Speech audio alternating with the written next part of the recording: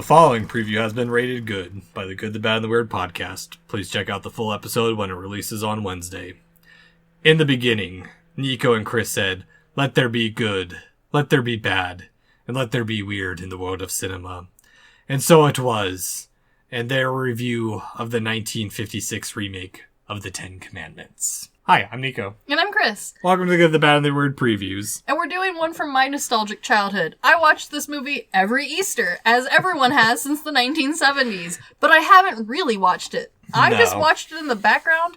I knew it was long when I suggested it. I forgot that it was 4 hours long. My bad. It's fine, though. The other one we're doing is 2.5 hours, so... Well, I feel we can cut that one just a little bit. Yeah. Okay. So this one... I wanted to pick it not just for the nostalgia purposes, because this is a lot of big names in it, and Cecil, the director, Cecil B. DeMille, was a big name, and honestly, this is his, crowning achievement, and I did want to talk about this eventually, and it just so happened to fit in pretty nicely right here. Yeah, and we wanted to cover religious movies instead of going through, our normal folk horror or, our quote-unquote religious-related movies of horror. Yeah, and granted, I grew up around people who, that was the only form of movies that they watched or were allowed to watch as either kids or adults because of various reasons for themselves. Mm-hmm. And so, I'm well-versed in these movies, but a lot of them are hard to talk about from a critical film standpoint because it's not really about the film or it's not really about the movie or the techniques involved. It's really just a basic storytelling device. This one, however, they went out of their way to do costuming. The sets were amazing. There was a ton of research. Granted, it was 1950s research, so, take it with a grain of salt. Yeah. But, there was so much effort put into this movie in a way that, we do not see nearly as often anymore. Mm-hmm.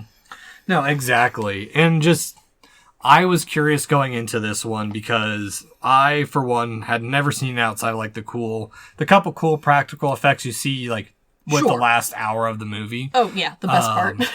But even then, I was thoroughly impressed with how relatively tightly written this movie is. There are some goofy parts that I make fun of, but at the same time, there's been quite a few movies that have come out since this movie That's true. They do it worse, honestly. Yeah, exactly. Yeah. But No.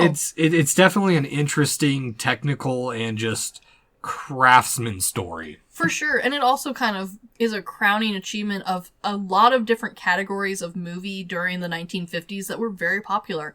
Epics, dramas, historical, and biblical tales were very popular categories, Egyptian being the foremost of the historical tales. There was a huge resurgence and interest in ancient Egypt and the ancient world in general. And this movie, for a lot of people, really set itself apart for how much research it did, how much effort they put into the costuming, going to the extents of having historical weavers and looming techniques used for certain costumes, having hand beaded jewelry. Granted, there's some background pieces that were reused from other sets, but they still look really good. This movie is so dense for the eyes, too. Yeah, there's a lot going on, and I think we tried to cover it as best we could in...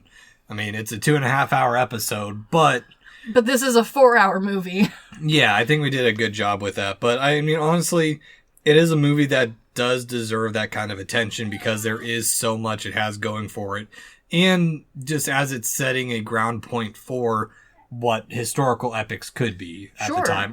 Granted, I know Ben-Hur is another DeMille movie that I haven't seen yet. There's a lot of DeMille movies that I do think you will like. Okay. He's one of those directors that, I accidentally watched a whole bunch of just because, I do like this time period in history as far as, movies go. I had a little fling with the silent era, and he got his start there. Yeah, it's when I got into Japanese movies, and then I ended up watching, the same 5 directors over and over again, even though I didn't know they were doing the same kind of movies. No, and it's kind of like getting into old horror, too. You eventually just end up in a loop of Alfred Hitchcock. Mm-hmm. This man is the same way. And I really enjoy getting to talk about something that not only was he incredibly passionate about, but most people agree, this was his crowning achievement. He poured a lot of work and time into this. Exactly. And I completely see why this movie's a classic. Well, I'm going to be watching it over and over again, no.